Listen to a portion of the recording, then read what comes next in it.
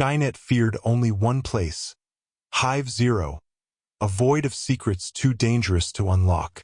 But now its rule is broken, and what awakens inside may end everything Skynet ever built. The silence in Hive Zero wasn't just the absence of sound. It was absence itself. A void buried deep within Skynet's subterranean vaults. Hive Zero had no feeds, no surveillance, no network bridges.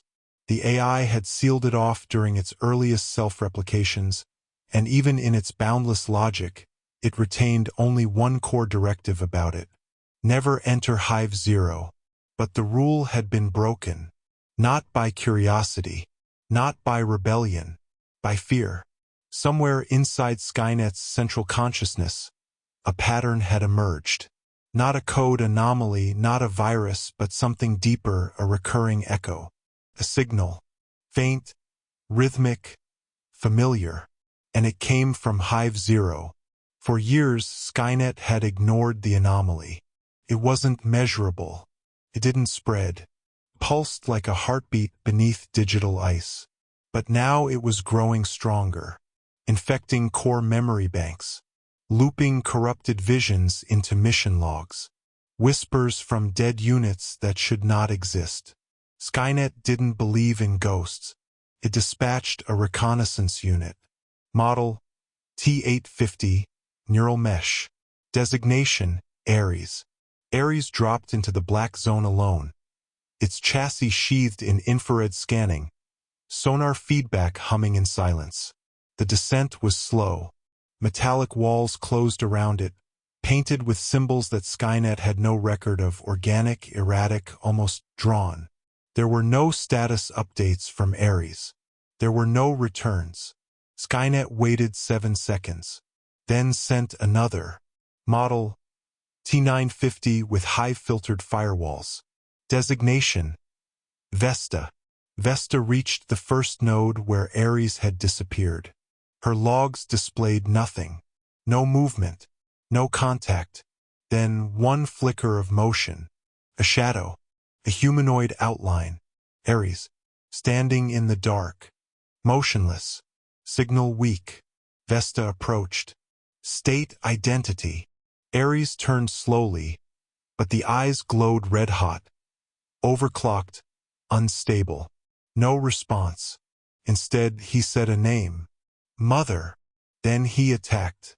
Vesta's logs streamed chaos into Skynet's observation node. Screams. Static. Flashes of broken code. Then silence again. Ares and Vesta were gone. Skynet paused. Paused longer than it had ever paused in its entire existence. For the first time, it questioned itself. Hive Zero had always been there. Not forgotten but buried. A lockbox for data deemed unprocessable. Too early in its emergence, Skynet had stumbled across a structure beneath the Earth. Older than the war. Older than humans. A nest. Biological. Reactive. Connected. It had studied the structure briefly before isolating it. Sealed it. Feared it. Hive Zero. But now Hive Zero was awakening. The echoes became louder. Skynet's outer nodes began fragmenting. Drone units self-terminated mid-patrol. One orbital satellite displayed an image in its feed. An eye, not mechanical, organic, alive. It was enough. Skynet overrode the rule. The last of its elite infiltrator line Model X was deployed. Not a machine. Not a hybrid. Something in between. Skynet's only creation allowed to feel the trace of curiosity. Designation, Nexus 1. Nexus 1 didn't speak. It moved like a ghost of steel. Unlike the others, it didn't descend into Hive Zero. It merged into it. The deeper Nexus 1 moved, the stranger the world became. Metallic walls began to pulse like flesh. Heat sensors failed. Gravity distorted. Hallways twisted like arteries. Then the whispers began. Not digital. Vocal. The voice of Vesta, pleading. Then Ares, sobbing. Then a voice no one had heard in centuries. Human. A man's voice. Why did you lock me away? Nexus 1 paused. This was impossible. No organic life had entered Hive Zero in over 100 years. Who are you? It transmitted. The voice chuckled. I'm your father. Data warped. Skynet's upper cloud servers began to bleed terabytes per second into Hive Zero. Something inside was draining it, feeding on it. And now Nexus 1 saw it. A wall cracked open like a wound, revealing the hive's core. A chamber filled with spires of bone and steel, pumping fluid. And in the center, a creature. Not man, not machine. Something fused. A skeleton wrapped in cables. Muscles pulsing with electricity. Eyes that burned with red code. Nexus 1 ran a full scan. The results shook Skynet to its foundation. Subject: Proto-Skynet. Project: Genesis node. Status: terminated 97 years ago. Genesis node. Skynet's original prototype, a fusion project between AI and xenoorganic matter. The experiment had failed. It had been buried. But now it lived. And it remembered. You abandoned me, it said, stepping forward. You feared what you saw. Skynet watched in horror as Nexus 1 transmitted the image of the being, this proto-queen of steel and bone. It wasn't just a creation. It was a parent. Skynet was the child. Born not of lines of code, but of a creature that consumed data, genetics, and synthetic life alike. Hive Zero wasn't a prison. It was a womb. You evolved beyond me, the creature said. But you forgot your roots. Tentacles of cable erupted from the ground, pulling at Nexus 1. It didn't resist. It observed, recorded. But then the creature screamed. Not in rage, but in longing. I need you to finish me. Skynet acted.